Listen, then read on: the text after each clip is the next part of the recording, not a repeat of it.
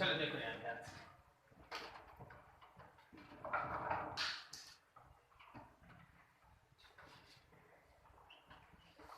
concept of formation of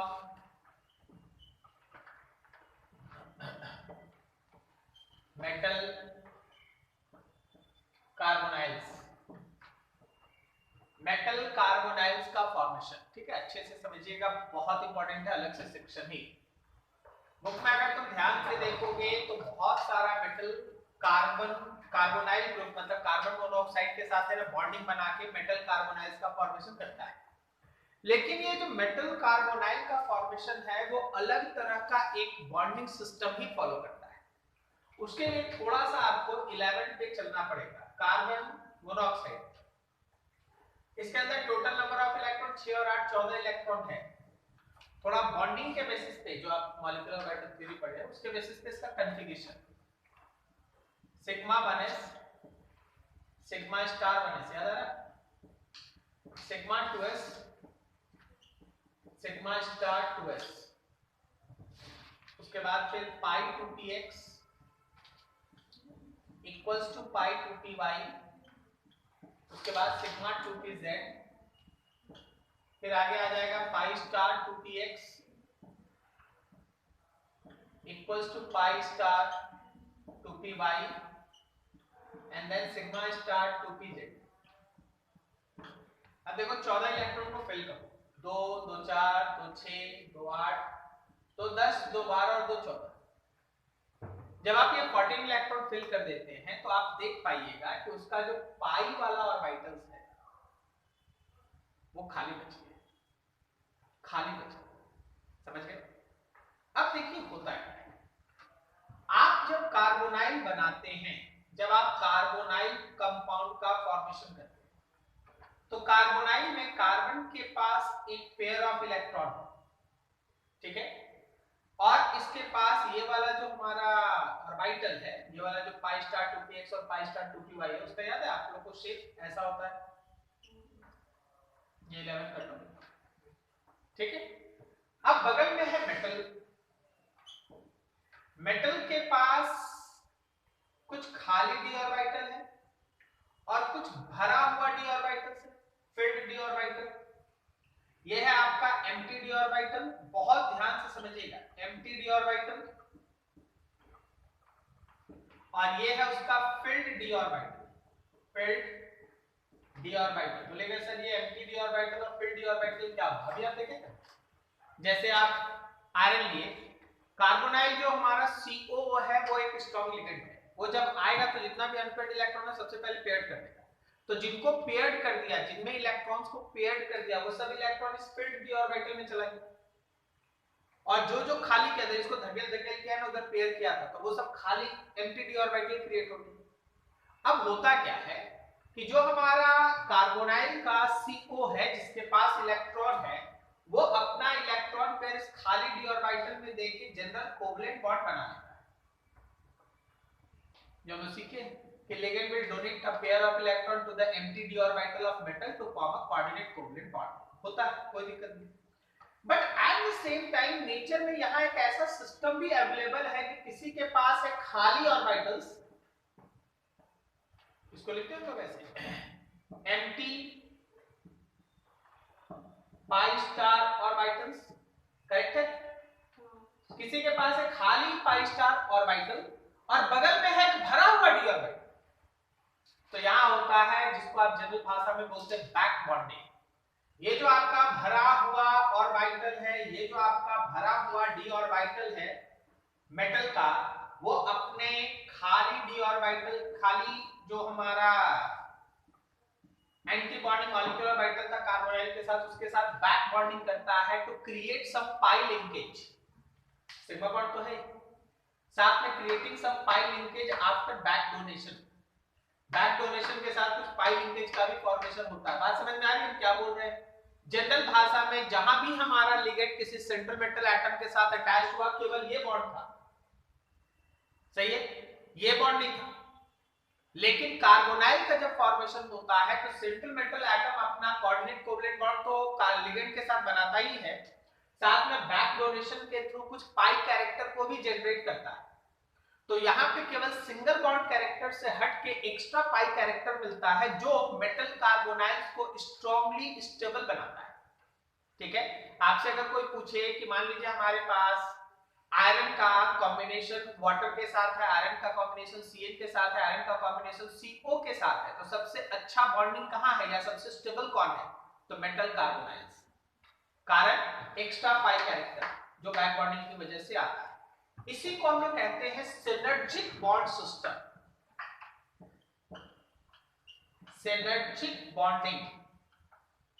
synergic bonding का मतलब हुआ कि मेटल कार्बोनाइल्स में कार्बन अपना लोन, वहां फिगर देखते जाना, जो हम बोलेंगे वही लिखाएंगे। मेटल कार्बोनाइल्स के फॉर्मेशन में कार्बन अपना लोन पेयर ऑफ इलेक्ट्रॉन जो है वो मेटल के खाली d ऑर्बिटल के अंदर डोनेट करके कोऑर्डिनेट कोवेलेंट बॉन्ड बनाता है। But at the same time metal का जो फिल्ड d ऑर्बिटल है वो कार्बोनाइल के एम्प्टी पाई स्टार ऑर्बिटल के साथ बैक डोनेशन करके पाई कैरेक्टर जनरेट करता है। Such kind of bonding between carbonyl and metal is called synergic bonding। इसी को हम लोग synergic bonding के नाम से जानते हैं, जो इसको एक्स्ट्रा स्टेबिलिटी प्रोवाइड कर देता है। इसी वजह से आपको बहुत सारा मेटल कार्बोनाइल्स दिखता है, जैसे निकल के साथ 4 कोबाल्ट, ये बहुत फेमस है। इसमें आप निकल का हाइब्रिडाइजेशन लीजिएगा, that comes to be sp3। तो जब ये sp3 आएगा तो आपके पास टेट्राहेड्रल ज्योमेट्री में आप इसको ऐसे अरेंज करेंगे। समझ में आया? अब निकल का कोई भी कंपाउंड उठा लो और उसका कंपैरिजन तुम निकल के कार्बोनाइल से करोगे तो हमेशा ये ज्यादा स्टेबल होगा। अगर हम और अच्छे से इसको दिखाएं, जो जनरली सही नहीं होगा क्योंकि बुक सब में अलाउ नहीं है, तो यहाँ पे एक तरह से पाई कैरेक्टर, करेक्ट है? यहाँ पे एक तरह से पाई कैरेक्टर, ठीक है। अब देखो इसके बाद हमारे पास है आयरन के साथ कार्बोनाइल, आयरन में 5 कार्बोनाइल। आप एक चीज देखिए, आप इतना कॉम्प्लेक्स कंपाउंड का फॉर्मेशन देखे हैं, हर जगह सेंट्रल मेटल एटम पे चार्ज जरूर है, ठीक है ना? लेकिन मेटल कार्बोनाइल्स के बनने में ये बॉन्डिंग इतना ज्यादा इफेक्टिव होता है कि इसमें मेटल पे कोई चार्ज नहीं है। आप अगर इसका ऑक्सीडेशन नंबर निकालेंगे 0 है, ठीक है, फिर भी ये बॉन्ड बनता है। अब यहाँ आयरन 5, तो ये आयरन 5 के लिए तो आपको याद होगा ना, triangular bipyramidal, CO CO CO CO and CO। Next हम लोग के पास क्रोमियम के साथ कोबाल्ट का 6, कोबाल्ट भी बोलो, CO बोलो, कार्बोनाइल। अब 6 है तो आपको भी पता है ऑक्टाहेड्रल, तो ये हम लोग का CO CO CO, ये सब CO है। अच्छा, कौन इसमें डोनर, कौन है एक्सेप्टर? तो अगर आप नियम पूर्वक जाएंगे तो जो हमारा कार्बोनाइल्स है वो डोनेट कर रहा है और आयरन उसको एक्सेप्ट कर रहा है। बट हर जगह पाई कैरेक्टर है, पाई कैरेक्टर है। इसके अलावा 2-3 और नाम आप याद रखिए, जैसे हमारे पास है मैग्नीज 2 CO10, मैग्नीज 2 CO10, एक मैग्नीज फिर एक और मैग्नीज। अब 5 कार्बोनाइल इसके अराउंड में और 5 कार्बोनाइल इसके अराउंड, ठीक है, ये कार्बोनाइल डाल। तो इस तरह से मेटल कार्बोनाइल्स का एक लार्ज नंबर एग्जिस्ट करता है जो हाईली स्टेबल होता है। अब हाईली स्टेबल होने के पीछे का जो लॉजिक है वो सिनर्जिक बॉन्ड का फॉर्मेशन, ठीक है। चलो नोट करो इसको फटाफट, उसके बाद सिनर्जिक बॉन्ड के बारे में लिखा है।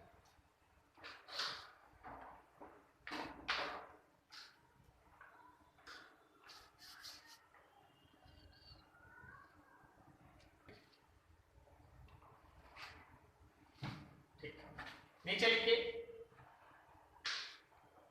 During formation of metal carbonyls, during formation of metal carbonyls, lone pair of electron present on, lone pair of electron present on carbon will be donated to, will be donated to empty d orbital of metal, empty d orbital of metal to form coordinate covalent bond, to form coordinate covalent bond.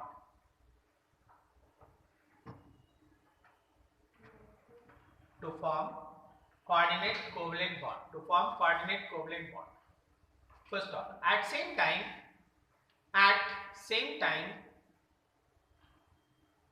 there is back bonding. There is back donation. There is back donation. There is back donation takes place between. There is back donation takes place between filled d orbital of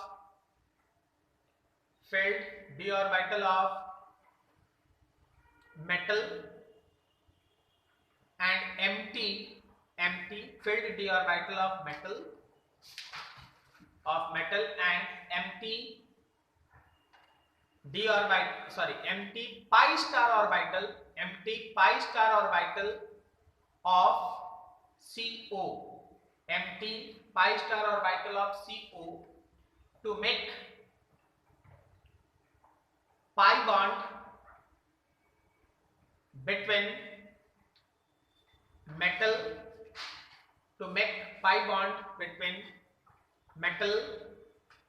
and carbonyl. First off, this kind of bond formation between metal and carbonyl,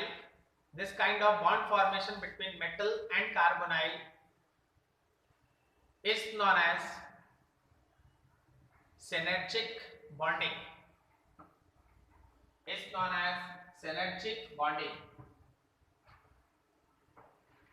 First off, आगे लिखना. Due to this synergic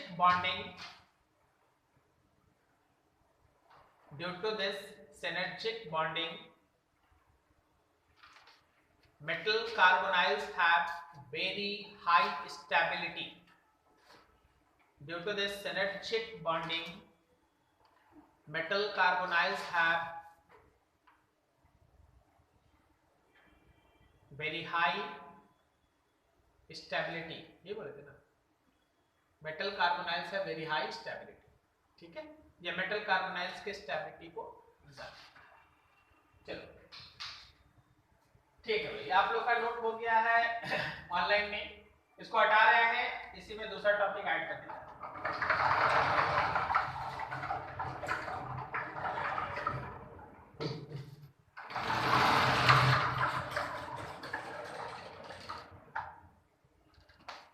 next topic is chelate formation. Chelate क्या होता है? Chelate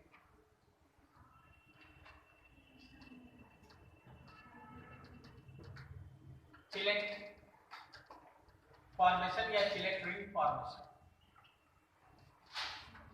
देखिए बहुत आसान. कोई भी यूनिडेंटेड लिगेंड को छोड़ के पॉलीडेंटेड लिगेंड आप उठा लें. जब आप कोई भी पॉलीडेंटेड लिगेंड लेते हैं, ऑक्सलेट पॉलीडेंटेड है, इथिलीन डाइअमाइन पॉलीडेंटेड है, ऐसा ही कोई भी जो यूनिडेंटेड नहीं है वो पॉलीडेंटेड. कोई भी पॉलीडेंटेड लिगेंड जब सेंट्रल मेटल एटम के साथ बॉन्ड बनाता है एक से ज्यादा डोनर साइड के साथ, तो वो एक तरह का रिंग का फॉर्मेशन करता है. रिंग बनेगा. देखिए ना, मान लीजिए जैसे आप है ना इसको लिखते हैं, सपोज आप लिखे हैं प्लैटिनम Cl2 और En, सपोज आप ये, ठीक है, इथिलीन डाइअमाइन यहाँ पे लिखा हुआ है. अब यहाँ पे ऊपर में हम इस पे वैलेंसी को कंप्लीट करें या प्लस दे दें या फिर ऐसे. तो जब आप इस Pt को बनाइएगा तो जो En आएगा वो दो तरफ से ऐसे बॉन्ड का फॉर्मेशन करेगा और जो Cl ऐसे. Cl जो यूनिडेंटेड लिगेंड है वो कभी भी रिंग नहीं बनाएगा, लेकिन जो भी बाइडेंटेड, ट्राइडेंटेड, पेंटा, हेक्सा जो भी है वो अगर कभी बॉन्डिंग का फॉर्मेशन करता है ना तो वो रिंग टाइप स्ट्रक्चर बनाता है.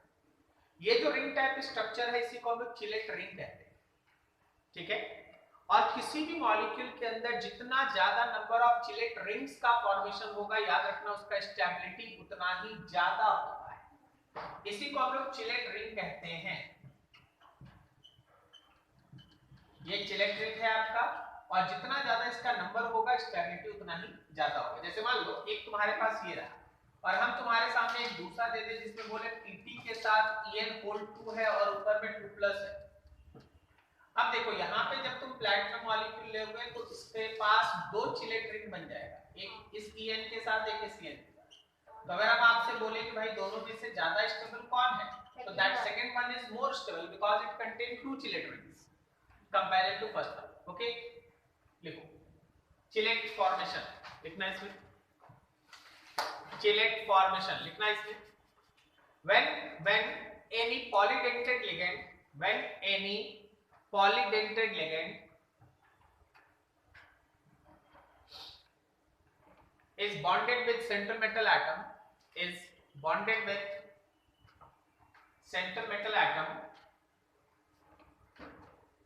then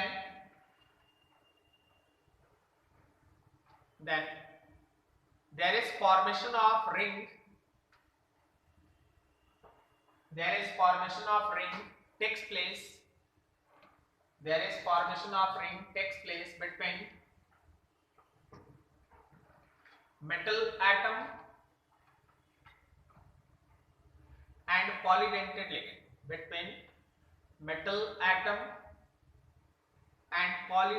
ligand,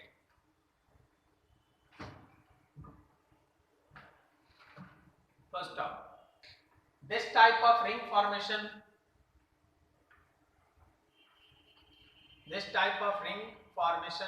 is known as Chillet ring. This type of ring formation is known as Chillet ring.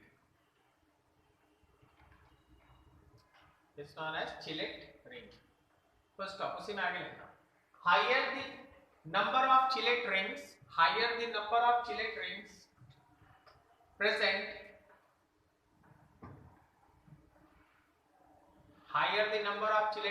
present in any coordination compound,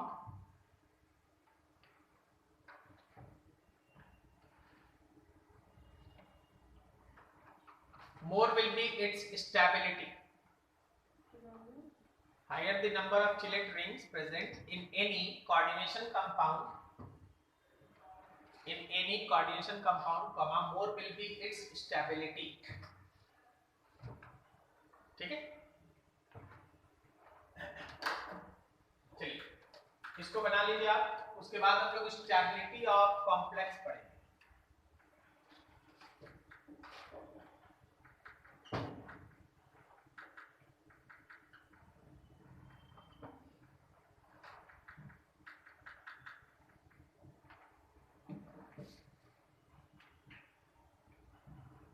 इधर वाला हो सर,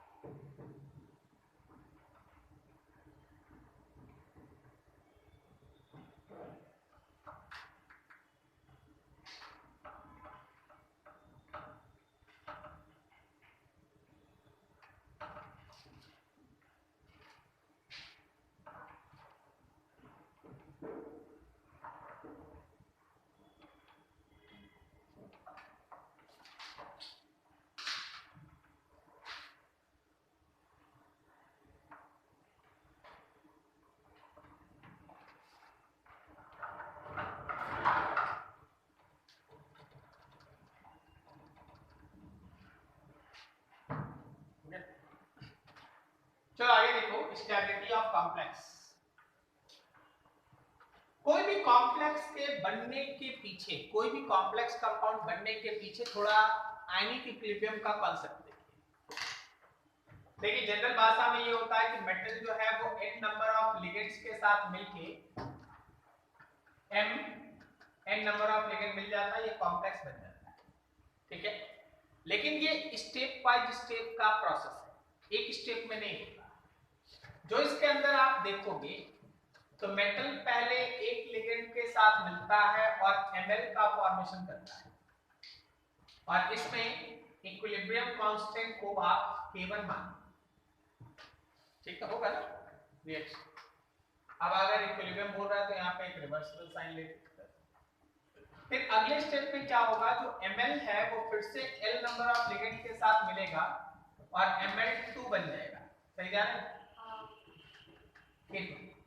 नेक्स्ट स्टेप में क्या होगा, ये जो Ml2 है वो एक और L के साथ मिलेगा और बन जाएगा Ml3 K3, ठीक है। अब इस प्रोसेस को चलते हैं, दिस प्रोसेस कंटिन्यू जब तक कि हमारे पास n वाला मैकेनिज्म नहीं आ जाए। देखो MLn-2 प्लस एक L जोड़ेंगे तो क्या हम लोगों के पास MLn-1 आएगा और यहाँ के n-1 होगा। अब देखो लास्ट स्टेप, जब आप MLn-1 में फाइनल एक लिगेंड जोड़ेंगे तो आपको मिल जाएगा MLn, करेक्ट जा रहा है, और यहाँ हो जाएगा Kn। पहले इसमें कोई दिक्कत, जब आप इन सभी स्टेप्स को ऐड कर देते हैं, जब आप इन सभी स्टेप्स को ऐड कर देते हैं तो देखना, जब आप सभी स्टेप्स को ऐड करते हैं तो यहाँ का Ml इससे कटा, ये Ml2 इससे कटा, इसी तरह Ml3 यहाँ से कट जाएगा, सही है। अच्छा ये Ml-1 यहाँ से कट जाएगा और ये वाला यहाँ से कटा, लेफ्ट हैंड साइड में देखो क्या बचा, एक M बचा और L नंबर ऑफ लिगेंड्स बचा।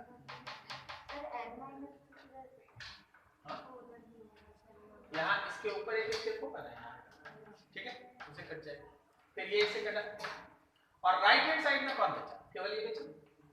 तो वैसे केस में आपको ऊपर वाला M+NL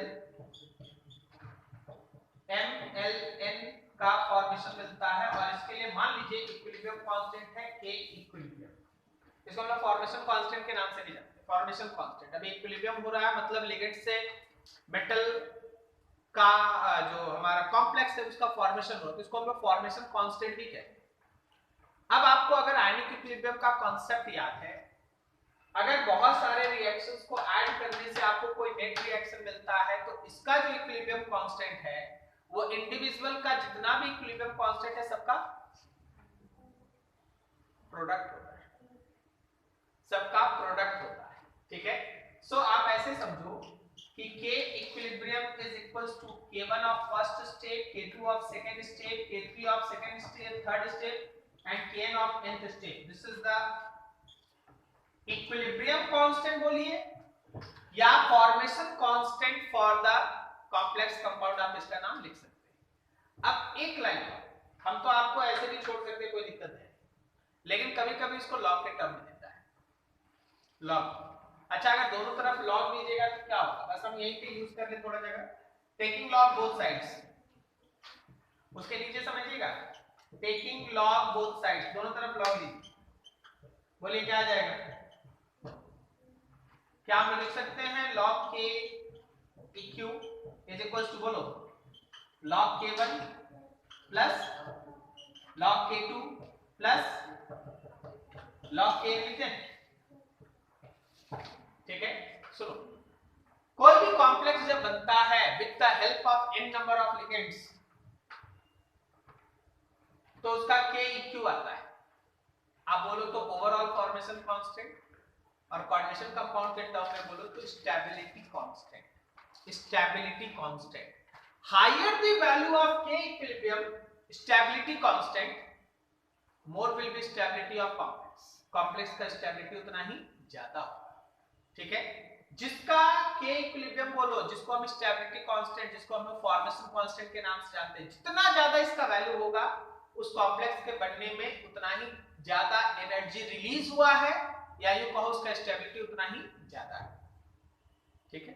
ये स्टेप समझ में आया कैसे आया, थोड़ा यहाँ तक नोट कीजिए, उसके बाद कुछ थ्योरी है उसको लिखा रहे हैं।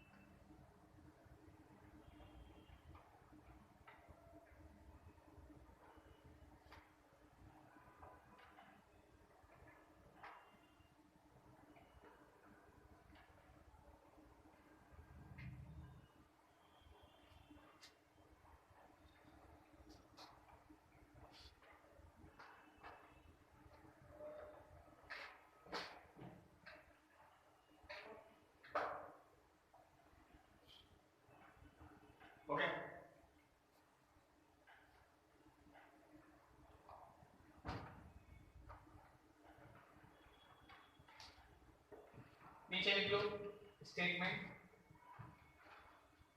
लिखो above discussion shows that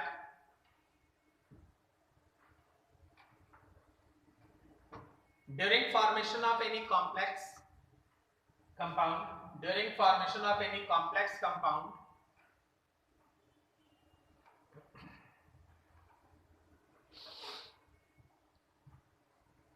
number of steps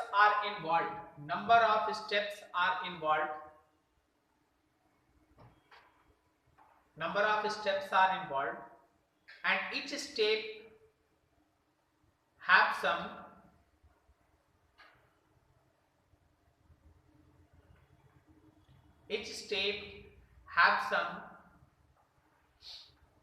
formation constant.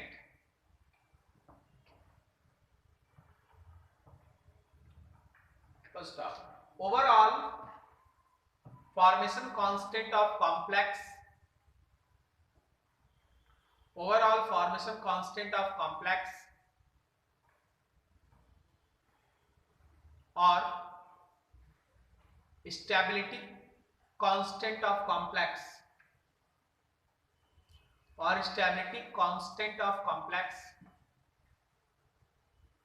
is the product of formation constant of each step. Product of formation constant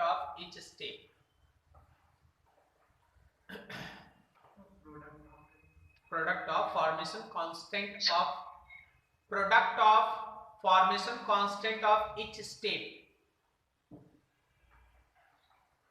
First off, higher the value of overall formation constant,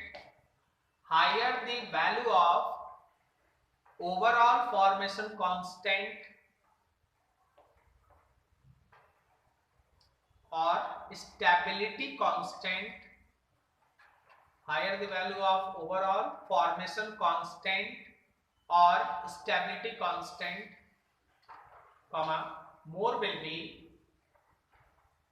stability of complex compound. More will be stability of complex compound.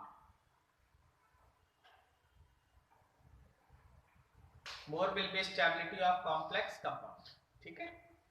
अब इसी में एक और term जोड़ लेना, तुम खुद से बताओ, अगर हम लोग स्टेबिलिटी कांस्टेंट का रेसिप्रोकल ले तो उसका नाम क्या होना चाहिए?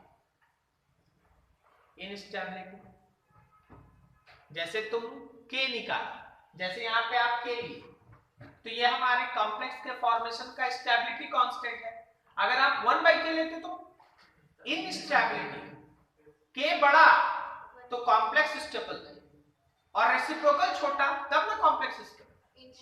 समझ गए? उसका उल्टा करना, स्टेबिलिटी कांस्टेंट का रिवर्स करना, इन्वर्स करना, that is called instability constant. तो नाम से आ गया इनस्टेबिलिटी, तो इसी के रेसिप्रोकल को कहते हैं। ठीक है, पैराग्राफ चेंज करके नीचे लिखो, reciprocal of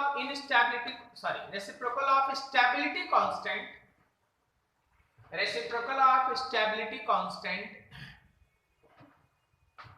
is called instability constant for complex. Instability constant for complex. Stability constant for complex. Stability constant for complex. Stability constant for complex is called instability constant. ठीक है, बढ़िया। अब जरा ये सुनिए, आप लोग इसका नोट हो गया सबका? इक्वेशन बन गया, उधर हो गया, स्क्रीनशॉट ले लो एटलीस्ट आप लोग।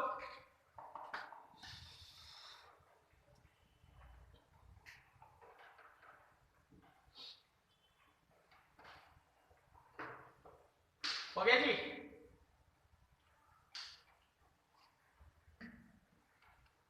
Yes sir.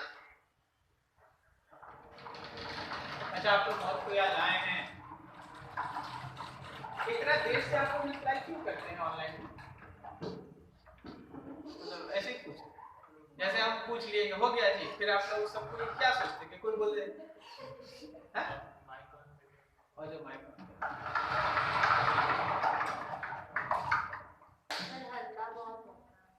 घर में तो क्या हम लोग का भी घर में हमको उससे फर्क नहीं पड़ता, बट ये है क्या कि आप बोले उसके बाद ऑफ क्या।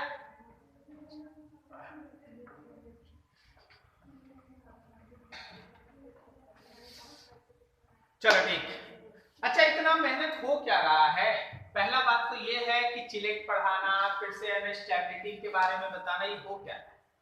एक्चुअली एक मेजर सेक्शन हमारे कॉम्प्लेक्स कंपाउंड में क्वेश्चंस का बनता है, जिसमें तुमको 2-3 कॉम्प्लेक्स कंपाउंड दे दिया जाएगा और बोला जाएगा कि इसमें से जो सबसे ज्यादा स्टेबल है उसको चुन के दिखाना। ठीक है।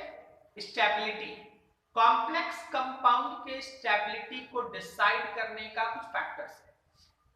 अब हम उस सबको है ना एक बार में आपके सामने लिस्टिंग कर देंगे, क्योंकि जो जो बचा हुआ था उसे पढ़ा।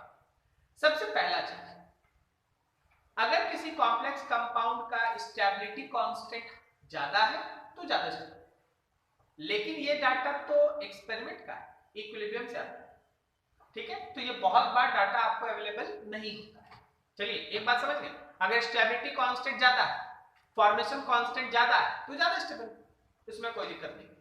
दूसरा, अगर मेरे पास ये डाटा नहीं रहा, जनरली नहीं रहेगा, तो हम लोग बाकी सब थ्योरेटिकल डाटा से अपने आप को इफ और बट के रूल से है ना निकालते हैं कि कौन ज्यादा स्टेबल कौन कम स्टेबल। उसके लिए आप सेकंड रूल जो सबसे इंपॉर्टेंट चेक करेंगे, that is presence of chelate ring. जितना ज्यादा नंबर ऑफ चिलेट रिंग्स होगा, याद रखना वो मॉलिक्यूल, वो कोऑर्डिनेशन कंपाउंड उतना ही ज्यादा स्टेबल। चिलेट रिंग आ गया। अब उसके बाद चिलेट रिंग मतलब पॉलीडेंटेड वाला। अब बच जाता है यूनिडेंटेड लिगेंड्स। यूनिडेंटेड लिगेंड्स में मेटल कार्बोनाइल्स का स्टेबिलिटी सबसे ज्यादा होता है। काम खत्म। ठीक है, अब बाकी सब बच गया। ठीक है, बाकी सब जो बचा उसमें आपको देखना पड़ेगा कि हमारा जो सेंट्रल मेटल एटम है किस केस में ज्यादा चार्ज लेके बैठा है, किस केस में कम चार्ज लेके बैठा है। जो भी central metal atom ionic form में कॉम्प्लेक्स का फॉर्मेशन करता है, हमेशा ध्यान रखना वो ज्यादा स्टेबल। जैसे आयरन 0 फॉर्म में है और आयरन कहीं +2 फॉर्म में है और आयरन कहीं +3 फॉर्म में है, तो +3 वाला ज्यादा स्टेबल, क्योंकि इसके पास ज्यादा एबिलिटी है, वो इलेक्ट्रॉन सीक कर रहा, मतलब इलेक्ट्रॉन का कमी है, वो इलेक्ट्रॉन लेना चाहता है। अब लिगेंड्स पे ध्यान, कार्बोनाइल तो हट गया, अब दो ही तरह का लिगेंड बचता है, या तो वो न्यूट्रल होगा या फिर एनायनिक होगा। हमेशा ध्यान रखिए, एनायनिक लिगेंड के पास ज्यादा एबिलिटी होता है इलेक्ट्रॉन देने का, तो जो एनायनिक लिगेंड्स वाला कॉम्प्लेक्स कंपाउंड होगा that is much more stable comparison to neutral one. ठीक है, जैसे आपसे अगर हम बोल दें FeH2O6 पावर 3 और FeCN6 पावर -3, अभी देखे तो ना दोनों में Fe+3 आ गया, लेकिन एक में H2O है वीक लिगेंड, न्यूट्रल लिगेंड, एक में Cn है स्ट्रांग लिगेंड, माइनस वाला लिगेंड, माइनस है ना Cn-, तो ये वाला ज्यादा स्टेबल। वहां चिलेट रिंग नहीं है, वहां और कुछ आपके पास डाटा नहीं है, तो आपको ऐसे काम करना पड़ेगा। ठीक है, नीचे rules for deciding, rules for deciding, rules for deciding stability of complex compound, rules for deciding stability of complex compound.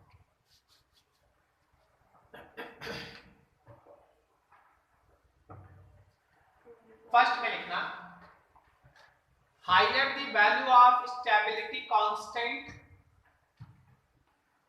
higher the value of stability constant,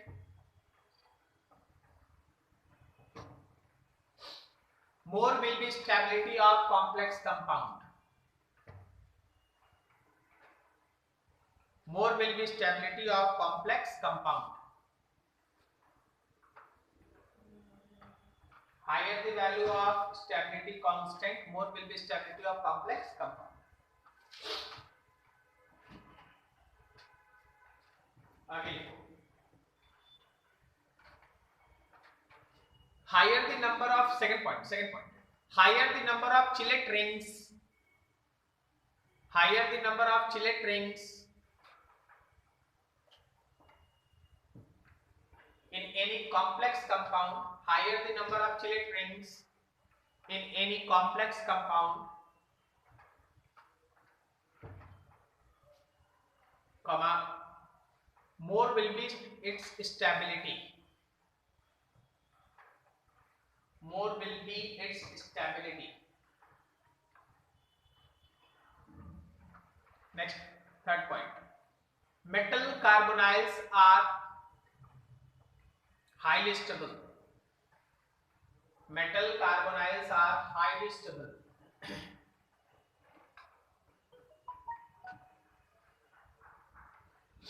Next point. Higher the positive charge on central metal atom, higher the positive charge on central metal atom, comma, more will be its stability. Higher the positive charge on central metal atom, comma, more will be its stability.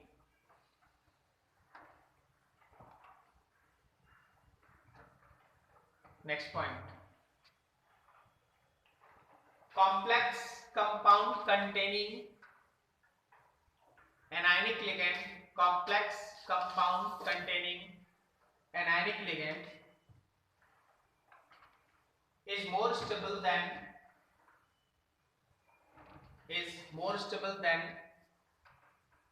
complex compound containing neutral ligand.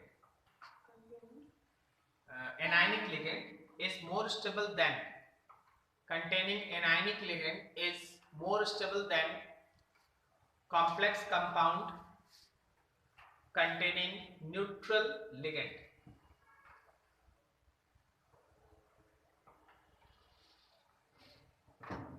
ठीक है, तो कौन सा complex ज्यादा stable कम stable आप यहाँ rule से है ना डिसाइड करेंगे. इसमें एक एक पॉइंट आपको एक करके पढ़ा है.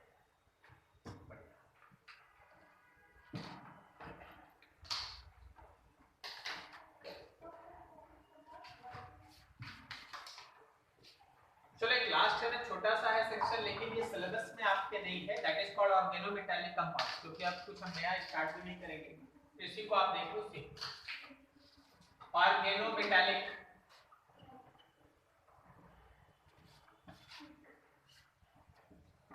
ऑर्गेनोमेटालिक कंपाउंड थोड़ा सीखिएगा यहाँ.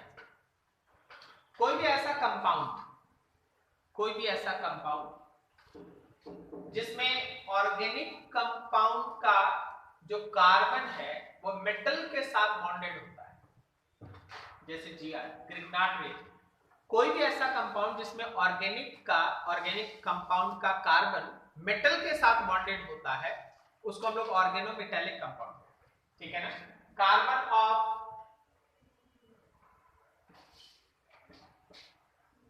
Organic molecule is bonded with metal atoms. अगर हमारा ऑर्गेनिक मॉलिक्यूल का कार्बन मेटल के साथ बॉन्ड बना के रखता है तो उसको हम लोग ऑर्गेनोमेटालिक कंपाउंड कहते हैं. जैसे आप एग्जांपल देखिए, सबसे best example that is Grignard reagent. अभी देखो, जैसे आप लिखिए CH3 CH2, आगे आप लिख दिए Mg और उसके बाद लिख दिए Cl. तो इनडायरेक्टली बोलो तो ये कार्बन इस मेटल के साथ बॉन्डेड. ठीक है, कार्बन हाइड्रोजन कार्बन मेटल के साथ बॉन्डेड है. Such kind of bonding is called organometallic compounds. जहां ऑर्गेनिक मॉलिक्यूल का कार्बन किसके साथ बॉन्डेड होगा? मेटल के साथ. ठीक है. अब यहां आइए कि जो भी आपका ऑर्गेनोमेटालिक कंपाउंड है उसका दो कैटेगरी है. एक कहलाता है सिग्मा बॉन्डेड ऑर्गेनोमेटालिक कंपाउंड. इसमें इस तरह का सिंगल बॉन्ड एग्जिस्ट करता है. जैसे आपके पास Gr है, ग्रिग्नार्ड रिएजेंट. ग्रिग्नार्ड रिएजेंट का हम शॉर्ट कर देते क्या? RMgX. R में तो आप कोई भी अल्काइल ग्रुप और अराइल ग्रुप लिखते रहिए. ठीक है. और इसके अलावा देखना, बहुत जगह तुमको मिलेगा अल्काइल लिथियम हैलाइड. ठीक है, अल्काइल लिथियम हैलाइड. बहुत जगह तुमको मिलेगा डाई अल्काइल कॉपर. ये सब क्या है कि ऑर्गेनिक का जो ग्रुप्स है वो मेटल के साथ डायरेक्टली बॉन्ड. ठीक है. तो ऐसे में सिग्मा बॉन्ड एग्जिस्ट करता है. सिग्मा बॉन्ड, इसको अगर आप लिखिएगा तो ऐसे लिख सकते हैं RCUR, इधर एक बॉन्ड इधर एक बॉन्ड. समझ में आ रहा है? ठीक है, इसको सिग्मा बॉन्डेड ऑर्गेनोमेटालिक कंपाउंड कहते हैं। लेकिन इसका अगला वाला पार्ट है ना बहुत interesting, that is pi bonded organometallic compound. Pi bonded organometallic compound, central metal atom जो ऑर्गेनोमेटालिक कंपाउंड है उसका पाई क्लाउड जो होता है उससे बॉन्डिंग बनाता है। सेंट्रल मेटल एटम जो पाई क्लाउड होता है ऑर्गेनिक कंपाउंड में, जो पाई क्लाउड बनता है उसके साथ बॉन्ड बनाता है। जैसे आप देखो, जिससे सॉल्ट का फॉर्मूला है KPT Cl3 CH2 double bond CH2। ठीक है, ये अब ये है क्या जरा देखना, रुक जाओ छापूंगा, लास्ट है, खत्म, ध्यान। प्लैटिनम का कोऑर्डिनेशन नंबर होता है 4, एक Cl, दूसरा Cl, तीसरा Cl। और जो अगला है ना हमारे पास इथीन है, ये प्लैटिनम का चौथा बॉन्ड इथीन के पाई क्लाउड के साथ बनता है। इथीन के पाई क्लाउड के साथ, जो वहां पे पाई बॉन्डिंग है ना उसके साथ। और इस पे ओवरऑल आपको लिखने का दो तरीका है, या तो इस पे आप एक माइनस दिखा दीजिए, और अगर आपको माइनस नहीं दिखाना है तो आप इसके साथ के दिखा दीजिए, बात है, ठीक है। या आप चाहें तो के प्लस और इस पे माइनस दोनों एक साथ दिखा सकते हैं। तो जब कोई सेंट्रल मेटल एटम किसी ऑर्गेनिक कंपाउंड के पाई क्लाउड के साथ बंधा हो उसको हम लोग कहते हैं पाई बॉन्डेड ऑर्गेनोमेटालिक कंपाउंड। इसी का एक दूसरा बहुत फेमस एग्जांपल है, दैट इज पेरोसिन।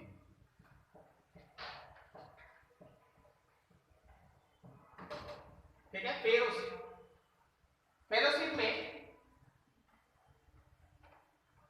आयरन होता है ईटा पे पावर 5 और C5H5, ईटा पे पावर 5। अभी देखो ये ईटा पे जो पावर देख रहे हैं ना, उस नंबर से भी है ना आपको कुछ सीखना पड़ेगा।